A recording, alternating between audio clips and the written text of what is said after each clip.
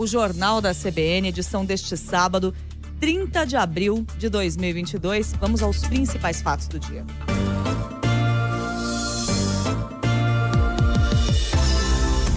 Os ministros do STF, Alexandre de Moraes, Luiz Roberto Barroso e Edson Fachin, saíram em defesa do sistema eleitoral em diferentes eventos sobre desinformação e democracia pelo país. O embate entre Jair Bolsonaro e o STF ganhou força depois que o presidente da República perdoou a pena imposta pela corte ao deputado federal Daniel Silveira, do PTB. Durante palestra numa faculdade privada na capital paulista, Alexandre de Moraes negou que esteja estudando encerrar o inquérito das fake news para diminuir a crise com o Palácio do Planalto.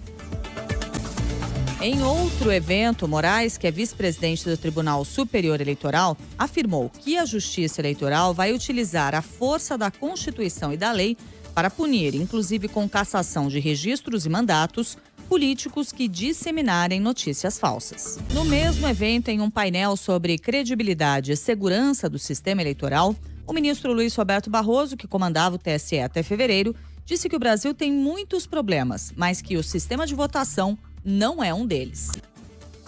Já o ministro Edson Fachin rebateu uma fala de Jair Bolsonaro em que o presidente sugere que os militares fizessem uma contagem paralela dos votos.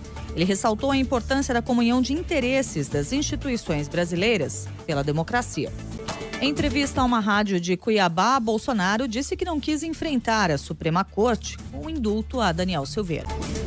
Em mais uma medida do pacote de bondades, o presidente Jair Bolsonaro editou um decreto que ampliou de 25% para 35% o corte do IPI.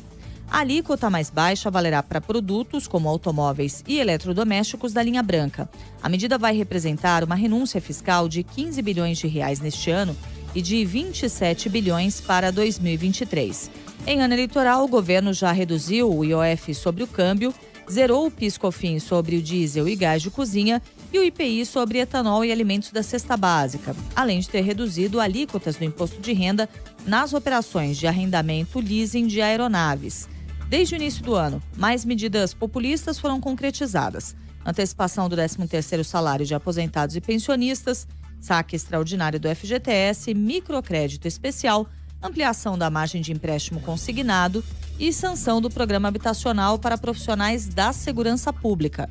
O governo ainda promete anunciar, neste ano, a elevação da faixa de isenção do imposto de renda, além do reajuste ao funcionalismo público na ordem de 5%. O governo diz que as medidas buscam estimular a economia e assegurar o emprego dos trabalhadores, mas economistas afirmam que tudo isso vai gerar uma bomba fiscal para os próximos anos. Para Gil Castelo Branco, da ONG Contas Abertas, há risco de o teto de gastos estourar. Apesar do aumento na arrecadação, o governo precisou encontrar dinheiro para bancar o refis do Simples Nacional, que vai custar R$500 bilhão aos cofres públicos neste ano. Para isso, aumentou as alíquotas da contribuição social sobre o lucro líquido em 1% para os bancos e outras entidades financeiras e cortou benefícios ao setor de refrigerantes. Na semana que vem, o governo promete anunciar um projeto para formalizar o emprego em áreas rurais, possibilitando que mais pessoas tenham acesso aos benefícios como aposentadoria e seguro-desemprego. Os países da União Europeia vão discutir neste fim de semana os detalhes finais da proposta de embargo ao petróleo russo. Segundo o New York Times, o bloco planeja iniciar a sanção em até uma semana. O embargo ocorrerá de uma forma escalonada à medida que os contratos com as companhias petrolíferas russas vierem a ser quebrados. Esta decisão, que vem na sequência do embargo ao carvão russo, terá fortes consequências a nível mundial nos preços do petróleo, agravando os já elevados custos de energia. Na Ucrânia, o presidente Volodymyr Zelensky condenou os ataques aéreos russos em Kiev, que ocorreram enquanto o secretário-geral da ONU, Antônio Guterres, visitava a capital. O presidente ucraniano acusou o Kremlin de tentar humilhar a ONU e tudo o que a organização representa. Cerco aos falsos entregadores em São Paulo. Assassino do estudante Renan era cadastrado em aplicativo, mas nunca tinha feito uma entrega. Em Goiás, frentista sobrevive depois de ser baleado na cabeça por assaltantes de moto. Rio de Janeiro em alerta por causa dos temporais, que causaram enchentes, deslizamentos de terra e morte. Saque de até R$1.000 do FGTS é liberado para mais 3 milhões de trabalhadores. Brasil tem dia D de vacinação contra a gripe e sarampo. A guerra na Ucrânia. Em missão humanitária, a atriz Angelina Jolie visita a cidade de Lviv. Na abertura da Expo Zebu, Bolsonaro fala sobre atos de 1º de maio convocados por governistas e é aconselhado por ala política do Planalto a não participar de manifestações. Barbeiragem na pista do aeroporto. Aviões se chocam durante uma manobra em Viracopos.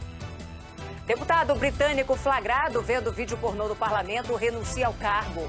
Real Madrid levanta mais uma taça do campeonato espanhol. Brasileiro Marcelo se torna o jogador com mais títulos na história do clube.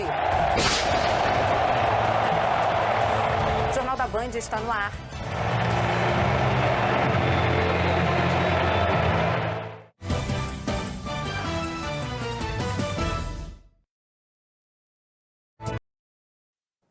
Olá, boa noite. Boa noite. A Polícia Federal encontra 3 corpos numa terra indígena no Pará, onde 3 caçadores tinham desaparecido. Um temporal volta a provocar morte e alagamentos no estado do Rio. As chuvas e a expansão imobiliária tornam mais comuns as visitas de animais silvestres às áreas urbanas. O Conselho do Meio Ambiente de Minas Gerais libera a mineração numa área de Mata Atlântica, candidata a patrimônio ambiental. O sábado é de vacinação em todo o país no dia D da campanha contra a gripe e o sarampo. Os cartórios fazem plantão no fim de semana para quem quiser tirar ou regularizar o título de eleitor. A Ucrânia anuncia que começou a retirada de civis da siderúrgica cercada pelos russos em Mariupol. A partir de agora, no Jornal Nacional.